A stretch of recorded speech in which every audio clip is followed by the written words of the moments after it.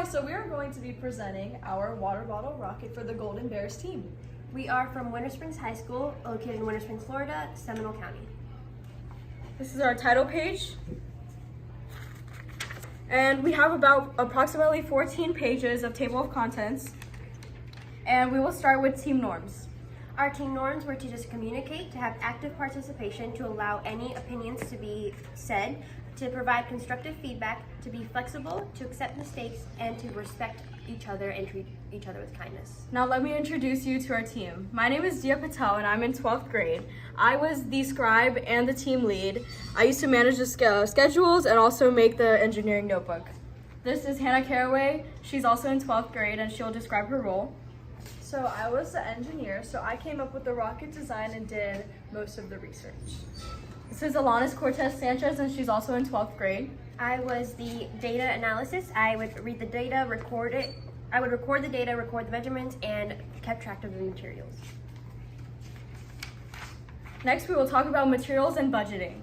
So for materials and budgeting, we used two 2-liter soda bottles, 10 chipboard sheets, 1 golf ball, 1 hot glue, and 1 duct tape. We only spent 59 cents per each chipboard sheet, which we got at craft store. Everything else was pre-owned or borrowed from teachers. Next, we will talk about our concept sketch. We have option 1 and option 2. So there are 2 separate designs. So for option 1, it is the 2-bottle system, and then for option 2, it is the single bottle system. So we ended up going with the 2-bottle system. The fin shape was changed based on our prototypes. We first did number 2, but then we changed it to number 3 for a straighter trajectory. Now we have about 8 entries that we did for our meetings. For entry number 1, our goals were to discuss the strengths and weaknesses of prototype 1.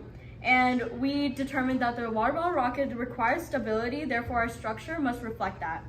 We used research and figured out that a long body shape would be the best, and also a stiff fin and organized shape and size would reflect the mass of the rocket.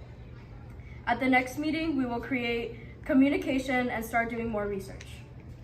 For entry number 2, we created a hypothesis where we said that if we built a long rocket with trapezoidal fins, then the water bottle rocket would have a higher peak height because it would have more speed and stability. Our goals were just to discuss all possible prototypes at this meeting. And so for entry number 3, our goal was to make the prototype and test it and record our data. So we decided that we needed to fill up the cone with hot glue so we could add more weight, so we had a straighter trajectory. And we just finished making prototype 1 and tested and recorded data. For entry number 4, we made and discussed changes to build the prototype number 2, which we changed the fin shape from the longer edge to the smaller edge. The side has been shortened basically, and we tested and recorded this, and we also added extra weight to the nose by using a golf ball, sealing it with hot glue. For entry number 5, we finalized our water bottle rocket and we taped all the sides to prevent any air from getting in.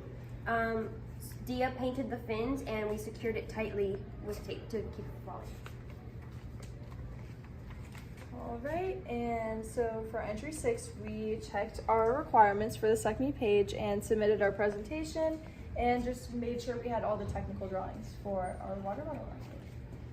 For our last 2 entries, we were meeting just to figure out that we have hit all the requirements from the SECME webpage. We attached our water bottle rocket picture to our notebook and completed our notebook. And for entry number 8, we just packed up extra materials in case of sudden emergencies.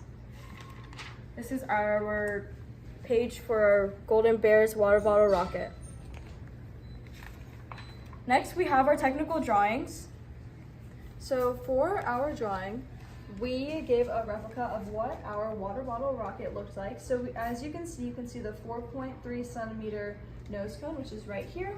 And we have the golf ball at the very top sealed with hot glue in the nose cone. And the second component is the half of the 2-liter bottle, right here shown in the red, which is taking up about half of the bottle. And then the big 2-liter with the bottle throat at the very end. They're combined in the middle with hot glue, and as you can see, it's about 12.5 centimeters of overlap, and 16.2 centimeters for the nose cone. And then for our fins, it is 13.5 centimeters by 1.5 by 8.5. And then the very end of the fin is about 11.5 centimeters from the bottle throat. This is a technical drawing for the top of our bottle rocket. Now we had to do trial runs, and for prototype 1, Alanis will describe what happened. For our prototype 1, we did 5 trials, and we found that the highest distance that it went was 84 feet. With this, we found that the rocket turned quite often, so we would need to fix the shape of the fins to prevent that and make the fins sturdier. So we double layered the fins. Because if the fins are flimsy, then when the rocket launches, it changes and continues to change direction. We also did trial run for prototype 2, and we figured out that it reaches a higher distance, and our new hypothesis was that if the rocket's body is long and it has trapezoidal fins that are double layered, then the rocket's peak height will increase because its trajectory is straight. Then we also did statistical analysis by creating averages of both prototype 1 and prototype 2, which we have about a 3-meter height distance between prototype 1 and prototype 2. Therefore, by editing our design and changing the shape of our fins, we were able to gain that amount of height. Through this entire process, we learned the importance of communication and collaboration in the engineering design process. And next time, if we were to do this project, we would use fresh soda bottles, because ones we used were about 2 weeks old. Therefore, they were about some wrinkled and all. There was hot glue that were used, and hot glue melts the plastic. And something we did good was that we had heavy cone and we had double bottle technique. Thank you.